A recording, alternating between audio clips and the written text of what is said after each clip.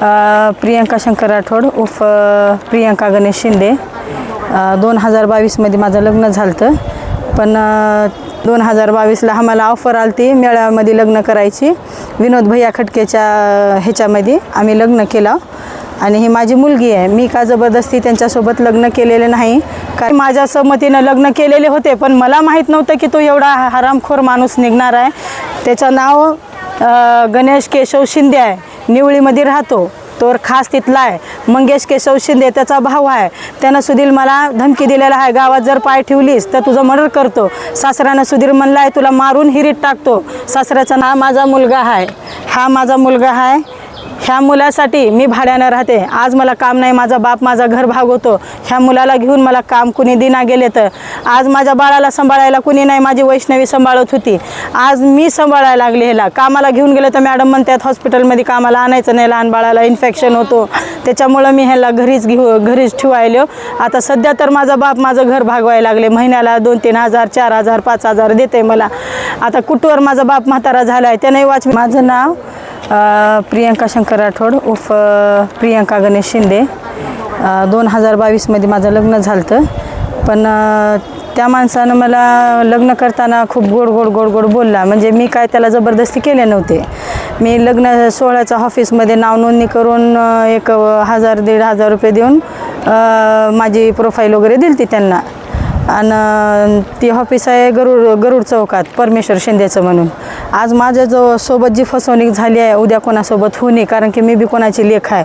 आज ह्या माणसानं माझा फायदा उचलला। ही लग्नाची फोटो आहे आणि परत ही बाई आहे ती जी त्यांच्यासोबत राहायला लागली। एक 9-10 बाया झाल्या असतील आतापर्यंत 2022पासून। आणि अनेक संबंध आणि हे लग्नाचे फोटो वगैरे आहेत माझ्याकडं। मी 2022ला आम्हाला ऑफर आली मेळ्यामध्ये लग्न करायची।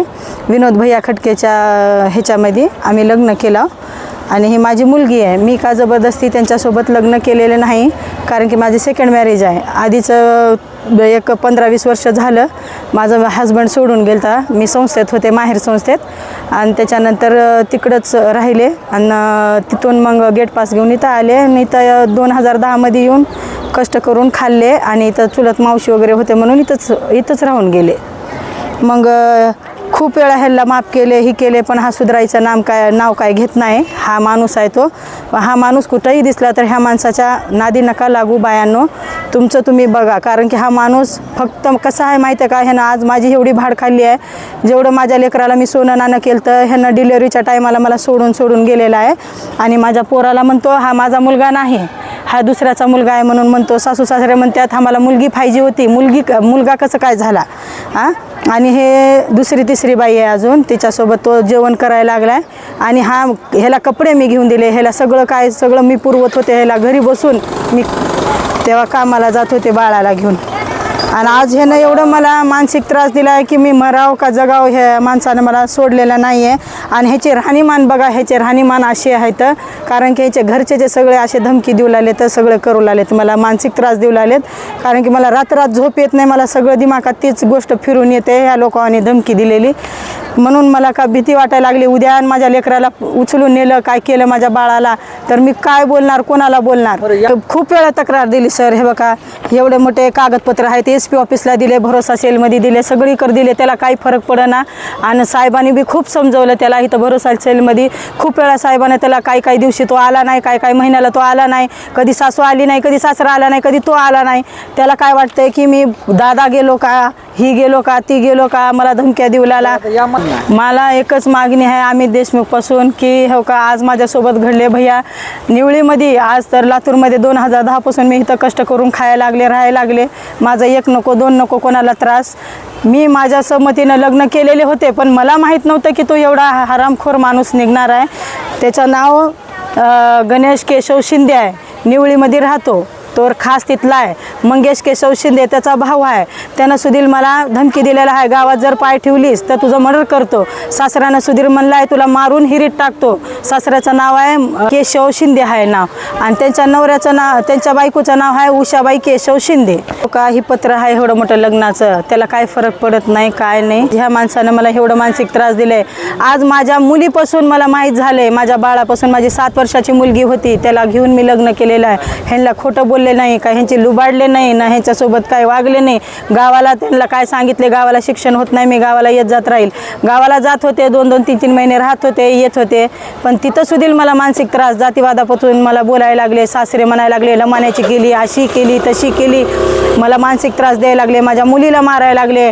गावामध्ये सुद्धा मला काय नीट माझ्यासोबत वागणूक नव्हती त्यांची, मानसिक त्रास द्यायचा. त्यांच्यासोबत लई चांगलं राहून बघितले मी, सगळ्याला पाठ घासून आंघोळ एवढी माया करत, एवढी करून सुधील त्यांनी मला आज वाईट ठरवलं. कारण की प्रशासनानं त्यांच्यावर काय कारवाई करावं असं मला वाटतं आणि काय अपेक्षित आहे? मला एवढंच आहे, हा माझा मुलगा आहे, हा माझा मुलगा आहे. ह्या मुलासाठी मी भाड्यानं राहते. आज मला काम नाही, माझा बाप माझा घर भागवतो. ह्या मुलाला घेऊन मला काम कुणी दिना गेले तर आज माझ्या बाळाला सांभाळायला कुणी नाही, माझी वैष्णवी सांभाळत होती, आज मी सांभाळायला लागले. ह्याला कामाला घेऊन गेलं तर मॅडम म्हणतात हॉस्पिटलमध्ये कामाला आणायचं नाही, लहान बाळाला इन्फेक्शन होतो. त्याच्यामुळं मी ह्याला घरीच ठेवायलो.